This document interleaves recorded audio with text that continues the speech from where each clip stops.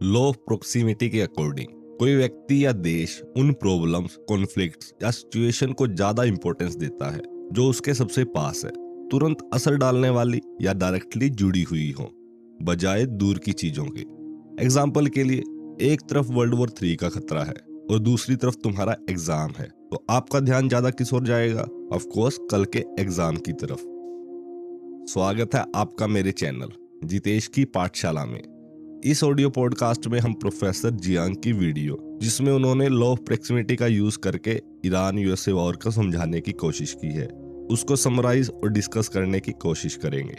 पर यहाँ रुककर मैं आपसे एक रिक्वेस्ट करना चाहता हूँ, अगर आपको ऐसी वीडियो ऑडियो बुक सुनना पसंद है तो हमारे चैनल को सपोर्ट करें। सपोर्ट करने के लिए आपको बस एक क्लिक मतलब सब्सक्राइब करना होगा। धन्यवाद। प्रोफेसर जियांग ने अपने लेक्चर की शुरुआत मिडिल ईस्ट वॉर के एस्केलेशन से की, जब इजराइल ने ईरान के ऑयल फील्ड्स पर बॉम्बिंग कर दी। ये एक बहुत बड़ा स्टेप था, क्योंकि ऑयल फील्ड किसी भी कंट्री की बैकबोन होते हैं। अभी ईरान ने इसका जवाब दिया, सीधा जीसीसी यानी गल्फ कोऑपरेशन काउंसिल के एनर्जी इंफ्रास्ट्रक्चर को टारगेट कर दिया, खासकर कतर को। कतर अकेला दुनिया का लगभग 20% एलएनजी सप्लाई करता है। मतलब अगर यहाँ प्रॉब्लम आती है तो पूरी दुनिया की एनर्जी सप्लाई डिस्टर्ब हो सकती है। लेकिन सिचुएशन और भी इंटेंस तब हो गई जब ईरान ने तल अवीव पर अटैक किया। यह अटैक उनके लीडर अली लारजानी की असैसिनेशन के जवाब में था। इस बार ईरान ने क्लस्टर वॉरहेड यूज किए, जो एयर डिफेंस सिस्टम के लिए रोकना बहुत मुश्किल होता है। इसी वजह से तल अवीव में भारी डिस्ट्रक्शन हुआ। अब इंटरेस्टिंग बात यह है कि इजराइल के कुछ इन्फ्लुएंशियल रैबाइज इस वार को सिर्फ नॉर्मल वॉर नहीं मान रहे। उनके अकॉर्डिंग ये एक रिलीजियस प्रोफेसी से जुड़ा हुआ इवेंट है। वो मानते हैं कि इस कॉन्फ्लिक्ट के बाद मसीहा का आना पॉसिबल है। मतलब ये वॉर अब सिर्फ पॉलिटिकल या मिलिट्री नहीं रहा, इसमें रिलीजियस बिलीफ जुड़ चुके हैं। अब अगर जियोपॉलिटिकल लेवल पर देखें तो दोनों साइड्स के गोल बहुत अग्रेसिव है। यूएस और इजराइल का एम है ईरान को एक स्ट्रॉन्ग नेशन के तौर पर खत्म करना, उनकी लीडरशिप, इकोनॉमी और बेसिक इंफ्रास्ट्रक्चर तक को टारगेट करके। साथ ही वो ईरान के अंदर डिवीजन क्रिएट करना चाहते हैं ताकि कंट्री वीक होकर टूट जाए। वहीं ईरान की स्ट्रेटेजी भी इक्वली डेंजरस है। वो ग्लोबल इकोनॉमी को हिट करना चाहता है, क्योंकि पूरी दुनिया चीप एनर्जी पर डिपेंड करती है। इसीलिए वो जीसीसी के एनर्जी सिस्टम्स को टारगेट कर रहा है। प्रोफेसर जियांग के अकॉर्डिंग फ्यूचर में यूएस ग्राउंड इन्वेजन भी पॉसिबल है। एक इंपॉर्टेंट लोकेशन है खार्क आइलैंड, जहां ईरान अपने लगभग 90% ऑयल एक्सपोर्ट स्टोर करता है। लेकिन इस आइलैंड की ज्योग्राफी ऐसी है कि इसे डिफेंड करना मुश्किल है, तो यूएस से यहाँ ट्रूप भेजकर कब्जा करने की कोशिश कर सकता है, जिससे वॉर और लंबा खींचने की संभावनाएं बढ़ जाती है। इसके अलावा सऊदी अरेबिया भी एक मेजर फ्लैश पॉइंट बन सकता है। अगर सऊदी अरेबिया ईरान के खिलाफ वॉर में ऑफिशियली शामिल हो जाता है तो पाकिस्तान भी एंटर कर सकता है, क्योंकि दोनों के बीच डिफेंस एग्रीमेंट है। इससे एक नया ईस्टर्न फ्रंट खुल सकता है। इसके बाद प्रोफेसर जियांग अपना सबसे बड़ा कंसर्न बताते हैं, वो है न्यूक्लियर वेपन का रिस्क। हालांकि अभी टेक्टिकल न्यूक्लियर यूज अनलाइकली माना जा रहा है, लेकिन अगर सिचुएशन आउट ऑफ कंट्रोल हुई तो कुछ भी हो सकता है। प्रोफेसर जियांग आगे बताते हैं कि अब वॉर सिर्फ जमीन या मिसाइल तक लिमिटेड नहीं रहने वाला, बल्कि सी रूट भी इसका हिस्सा बनने वाले हैं। ईरान अब अपने प्रोक्सीज को एक्टिवेट कर सकता है, जैसे हुथीज। इनका काम होगा इंपॉर्टेंट मैरीटाइम चोक पॉइंट को ब्लॉक करना, यानी वो समुद्री रास्ते जहां से दुनिया की बड़ी एनर्जी सप्लाई गुजरती है। अब सोचो, अगर ये रूट्स बंद हो जाते हैं तो जीसीसी कंट्रीज प्रैक्टिकली आइसोलेट हो जाएंगी और दुनिया को मिलने वाली चीप एनर्जी रुक सकती है। इसका सीधा असर क्या होगा? ग्लोबल लेवल पर पैनिक और फिर रिटेलिएशन। ऐसी कंट्री जो जीसीसी एनर्जी पर हैवीली डिपेंड करती है, जैसे साउथ कोरिया, जापान, वो भी इस कॉन्फ्लिक्ट में इनडायरेक्टली खिंचे आ सकते हैं। इजराइल के प्राइम मिनिस्टर बेंजामिन नेतन्याहू को लेकर कंफ्यूजन बना हुआ है। वो पब्लिक इवेंट्स में दिखाई नहीं दे रहे और इंटरनेट पर एआई जनरेटेड फेक वीडियोस भी सर्कुलेट हो रहे हैं। तो सवाल उठता है, क्या वो सेफ हैं, इंजर्ड है या कहीं छिपे हुए हैं? दूसरी तरफ ईरान ने असैसिनेशन कैंपेन शुरू कर दिए, जिसमें वो प्रोपेगेंडा का यूज करके बताने की कोशिश कर रहा है कि कई सीनियर इजरायली ऑफिशियल मारे जा चुके हैं। यहाँ तक कि मोसाद के हेड को भी एलिमिनेट कर दिया गया है। साथ ही में अली लारजानी की असैसिनेशन कंफर्म हो चुकी है। ये वही लीडर थे जो रिलेटिवली प्रैग्मेटिक माने जाते थे और पीस नेगोशिएशन के लिए इंपॉर्टेंट फेस थे। उनकी मौत का मतलब है कि अब सीजफायर के चांसेस बहुत कम हो गए हैं। प्रोफेसर के अकॉर्डिंग वॉर में लीडर्स की किलिंग सिचुएशन को और ज्यादा बिगाड़ देती है। क्योंकि लीडर्स ही होते हैं जो पीस टॉक इनिशिएटिव करते हैं। जब वो हट जाते हैं तो पावर वैक्यूम बनता है और उनकी जगह अक्सर ज़्यादा एक्सट्रीम और अग्रेसिव लोग आ जाते हैं। लारजानी की मौत ने एक तरह से वॉर का एग्जिट डोर बंद कर दिया है। अब दोनों साइड्स के पास सिर्फ एक ही रास्ता बचा है, fight till the end. US और इजराइल चाहते हैं कि ईरान को परमानेंटली खत्म करना और ईरान चाहता है कि ग्लोबल इकोनॉमी को परमानेंटली डिस्टेबलाइज करना। मतलब साफ है, अब ये वार कॉम्प्रोमाइज की नहीं बल्कि टोटल डिस्ट्रक्शन की तरफ बढ़ रहा है। अब इस वीडियो में प्रोफेसर तीन इंपॉर्टेंट सवाल उठाते हैं। पहला, इतने हाई सिक्योरिटी वाले लीडर्स आखिर मारे कैसे जा रहे हैं। दूसरा, ये असैसिनेशन हो क्यों रही है जब इससे वॉर और डेंजरस हो सकता है। तीसरा, इसका फ्यूचर वॉर और पूरी दुनिया पर क्या इम्पैक्ट पड़ेगा। अब इसका जवाब समझाने के लिए वो इंटेलिजेंस सिस्टम को एक्सप्लेन करते हैं। सबसे पहला होता है ह्यूमिनेंट यानी ह्यूमन इंटेलिजेंस। इसमें स्पाइस डायरेक्टली सिस्टम के अंदर होते हैं जो एग्जैक्ट लोकेशन तक की इंफॉर्मेशन दे देते हैं। दूसरा होता है सिग्नेट यानी सिग्नल इंटेलिजेंस। इसमें phone calls, internet activities, IP tracking जैसी चीजें मॉनिटर की जाती हैं। लेकिन प्रोफेसर के अकॉर्डिंग सबसे पावरफुल और रिलायबल क्या है, ह्यूमन इंटेलिजेंस। मतलब अंदर से ही कोई इंफॉर्मेशन लीक कर रहा है और यही सबसे शॉकिंग बात सामने आती है। ये असैसिनेशन सिर्फ बाहर से नहीं हो रहे बल्कि हर कंट्री के अंदर कुछ फैक्शंस खुद अपने ही लीडर्स के खिलाफ इंफॉर्मेशन दे रहे हैं ताकि अपने इंटरनल एनिमीज को कमजोर किया जा सके। यानी वॉर सिर्फ देशों के बीच नहीं, देशों के अंदर भी चल रहा है। अब यहाँ प्रोफेसर एक इंटरेस्टिंग कॉन्सेप्ट समझाते हैं, लॉ ऑफ प्रोक्सिमिटी। इसका सिंपल मतलब है कि इंसान हो या कंट्री, वो सबसे ज्यादा ध्यान उसी कॉन्फ्लिक्ट पर देता है जो सबसे पास होता है। जैसे एक इंसान एक साथ कई गेम्स खेल रहा होता है, family, school, job, city, country, लेकिन जो सबसे पास वाला इश्यू होता है वही उसके डिसीजन को सबसे ज्यादा अफेक्ट करता है। ठीक वैसे ही कंट्रीज भी होती हैं, बाहर की ओर से पहले अंदर की प्रॉब्लम ज्यादा पावरफुल होती है। यही चीज इस पूरे कॉन्फ्लिक्ट को शेप कर रही है। अब एग्जांपल के लिए वो यूनाइटेड स्टेट को लेते हैं। यूएस के अंदर ऑलरेडी डिवीजन है डेमोक्रेट्स और रिपब्लिकन्स के बीच। लेकिन इंटरेस्टिंग बात यह है कि दोनों साइड्स इस वॉर को सपोर्ट कर रही हैं, बस रीजंस अलग अलग हैं। डेमोक्रेट सोचते हैं कि ये वॉर अनपॉपुलर हो सकता है जिससे रिपब्लिकन्स वीक होंगे और फ्यूचर इलेक्शन में डेमोक्रेट्स को फायदा मिलेगा। वहीं रिपब्लिकन्स एक अलग एंगल से सोचते हैं, उनके लिए वॉर एक अपॉर्चुनिटी है। अगर सिचुएशन बहुत बिगड़ती है तो इमरजेंसी पावर के अंडर इलेक्शन तक सस्पेंड हो सकते हैं जिससे उनकी पावर और स्ट्रॉन्ग हो सकती है। साथ ही वोटिंग लॉज को भी चेंज करना चाहते हैं जिससे कुछ वोटर्स को रिस्ट्रिक्ट किया जा सके। अगर वॉर और बढ़ता है तो नेशनल ड्राफ्ट लागू हो सकता है, यानी लोगों को आर्मी में जाना कंपलसरी हो सकता है। लेकिन प्रोफेसर कहते हैं कि असली कॉन्फ्लिक्ट इससे भी डीपर है।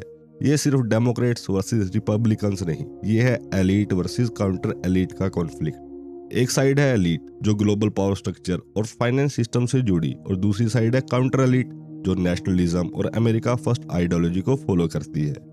अब इस पॉलिटिकल कॉन्फ्लिक्ट के पीछे इकोनॉमिक टेंशन भी छुपा है। एक तरफ है वॉल स्ट्रीट फाइनेंस सेक्टर और दूसरी तरफ है सिलिकॉन वैली, एआई और टेक सेक्टर। दोनों सेक्टर्स अपने अपने तरीके से इकोनॉमी को कंट्रोल करना चाहते हैं। दोनों ही गवर्नमेंट सपोर्ट और बेल आउट पर डिपेंड करते हैं। प्रोफेसर बताते हैं कि प्राइवेट क्रेडिट बबल लगभग $2 ट्रिलियन का हो चुका है। एआई सेक्टर में भी स्पेकुलेटिव इन्वेस्टमेंट बढ़ रहे हैं, मतलब पैसा रिस्क पर लगाया जा रहा है इस उम्मीद में कि फ्यूचर में गवर्नमेंट बचा लेगी। अब सबसे इंटरेस्टिंग पॉइंट है, 2028 का इलेक्शन डिसाइड कर सकता है कि किस सेक्टर को बेल आउट मिलेगा। यही चीज इंटरनल कॉन्फ्लिक्ट को और इंटेंस बना सकती है। तो ओवरऑल पिक्चर क्या बनती है, वॉर सिर्फ बाहर नहीं हो रहा, अंदर भी चल रहा है और कई बार अंदर की लड़ाई बाहर की वॉर को डायरेक्शन देती है। अब प्रोफेसर इजराइल के अंदर की सिचुएशन को एक्सप्लेन करते हैं। यहाँ पिक्चर और भी कॉम्प्लेक्स हो जाती है। वो बताते हैं कि इजराइल सिर्फ बाहर से ही नहीं, अंदर से भी डीपली डिवाइडेड है। 2020 में नेतन्याहू के खिलाफ मैसिव प्रोटेस्ट हुए थे। लोगों का आरोप था कि वो करप्शन में फंसे हुए हैं और जुडिशरी सिस्टम में बदलाव करके खुद को बचाने की कोशिश कर रहे हैं। अब इजराइल की पार्लियामेंट, जिसे कैनेसेट कहा जाता है, वो भी फ्रेगमेंटेड है। नेतन्याहू की पार्टी के पास लगभग 30 सीट्स है, लेकिन वो अकेले गवर्नमेंट नहीं बना सकते। मतलब साफ है, लीडरशिप वीक है और यूनिटी की कमी है। लेकिन ये डिवीजन कोई नई बात नहीं है। प्रोफेसर कहते हैं कि ज्यूइश सोसाइटी में इंटरनल कॉन्फ्लिक्ट बहुत पुराने समय से चले आ रहे हैं। एंशिएंट टाइम में भी सैड्यूसीस, फेरासिस, एसेंसिस जैसे अलग अलग फैक्शंस थे जिनके बीच इंटेंस मतभेद होते थे, बस नेम्स और फॉर्म्स बदल गए हैं। अब वो एक इंटरेस्टिंग कंपैरिजन करते हैं। तेल अवीव वर्सेस जेरूसलम। ये सिर्फ दो सिटीज नहीं बल्कि इजराइल के दो अलग वर्जन हैं। तेल अवीव को रिप्रेजेंट किया जाता है एक मॉडर्न, डेमोक्रेटिक और सेकुलर स्टेट के रूप में। यहाँ लाइफस्टाइल ओपन है, कॉस्मोपॉलिटन कल्चर है, LGBTQ+ कम्युनिटी भी ओपनली एग्जिस्ट कर सकती है। ये सिटी फ्यूचर की तरफ देखती है, इनोवेशन, टेक्नोलॉजी और ग्लोबल कनेक्शन की बात करती है। कुछ लोग इसे किंग डेविड के पावरफुल एम्पायर का मॉडर्न वर्जन की तरह देखते हैं। वहीं दूसरी तरफ है जेरूसलम। ये रिप्रेजेंट करता है रिलीजियस, कंजर्वेटिव और थियोक्रेटिक विजन को। यहाँ फोकस है स्पिरिचुअलिटी, रिपेंटेंस और डिवाइन पर्पस पर। जेरूसलम के सपोर्टर मानते हैं कि इजराइल का असली रोल एक रिलीजियस मिशन है, ना कि एक मॉडर्न स्टेट बनना, और यहीं से क्लैश शुरू होते हैं। जेरूसलम के कुछ लोग तेल अवीव को एनिमल सोल मानते हैं, यानी मेटेरियलिस्टिक, सेकुलर और स्पिरिचुअली वीक, जबकि जेरूसलम को डिवाइन कहते हैं, जो फेथ, सफरिंग और रिडेम्पशन की तरफ ले जाता है। कुछ रिलीजियस ग्रुप ऐसे भी हैं जो तेल अवीव की डिस्ट्रक्शन को लेकर इंडिफरेंट है या उसे एक नेसेसरी स्टेप मानते हैं। उनके हिसाब से सफरिंग फेथ को स्ट्रॉन्ग बनाती है। यही प्रोसेस मसीहा के आने का रास्ता खोलता है। इस सोच को एक्सप्लेन करने के लिए वो एक बिब्लिकल स्टोरी का एग्जाम्पल देते हैं, किंग डेविड और बैतशबा की स्टोरी का। इस कहानी में सिन, गिल्ट, रिपेंटेंस और फॉरगिवनेस का एक साइकिल दिखाया गया है। और जेरूसलम के कुछ लोग मानते हैं कि इजराइल भी उसी स्पिरिचुअल जर्नी से गुजर रहा है। मतलब उनके लिए वॉर सिर्फ डिस्ट्रक्शन नहीं, ये एक डिवाइन प्रोसेस है जो इवेंचुअली रिडेम्पशन और मसीहा के अराइवल तक ले जाएगा। इजराइल के अंदर का कॉन्फ्लिक्ट सिर्फ पॉलिटिक्स का नहीं, ये आइडेंटिटी, बिलीफ और फ्यूचर विजन का कॉन्फ्लिक्ट है। यही इंटरनल डिवीजन इस पूरे वॉर को और अनप्रिडिक्टेबल बना देता है। अब प्रोफेसर इस पूरी सिचुएशन को एक और डीपर लेवल पर लेकर जाते हैं, जब बात सिर्फ पॉलिटिक्स या वॉर की नहीं बल्कि पूरी दुनिया के फ्यूचर की आती है। वो बताते हैं कि एक रिलीजियस पर्सपेक्टिव के अकॉर्डिंग पूरी दुनिया का फ्यूचर इजराइल की स्पिरिचुअल कंडीशन पर डिपेंड करता है। इस सोच के हिसाब से यूएस, चाइना, रशिया जैसे बड़े पावर उतने इंपॉर्टेंट नहीं।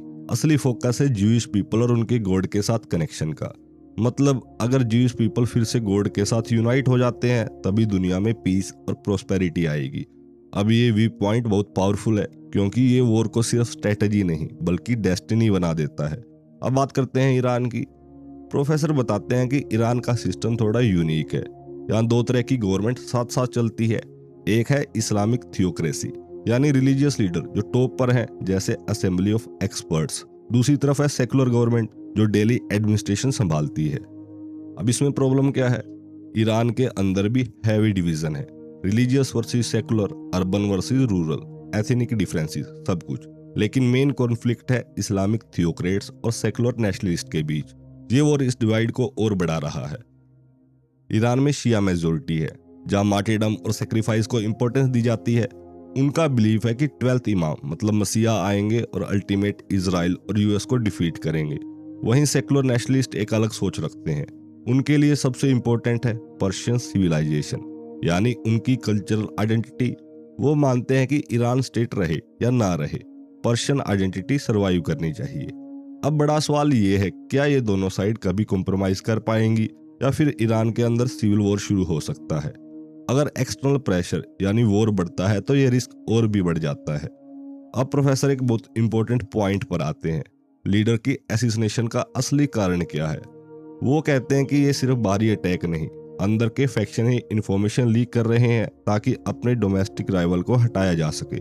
मतलब एनिमी बाहर है लेकिन मदद अंदर से मिल रही है। और यही रीजन है कि ईरान और इजराइल दोनों एक दूसरे के टॉप लीडर्स को इतनी एक्यूरेसी से टारगेट कर पा रहे हैं। इससे एक चीज क्लियर होती है, इंटरनल कॉन्फ्लिक्ट ही एक्सटर्नल वार को शेप दे रहा है। अब आखिर में प्रोफेसर फ्यूचर की बात करते हैं। उनके अकॉर्डिंग अगले 5 से 10 साल में दुनिया एक बड़े शिफ्ट की तरफ जा रही है।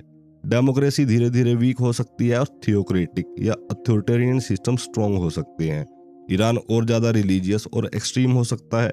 इजराइल डेमोक्रेसी छोड़कर थियोक्रेसी की तरफ जा सकता है और यूएस भी डेमोक्रेटिक नॉर्म से हटकर एक डिफरेंट सिस्टम की तरफ बढ़ सकता है।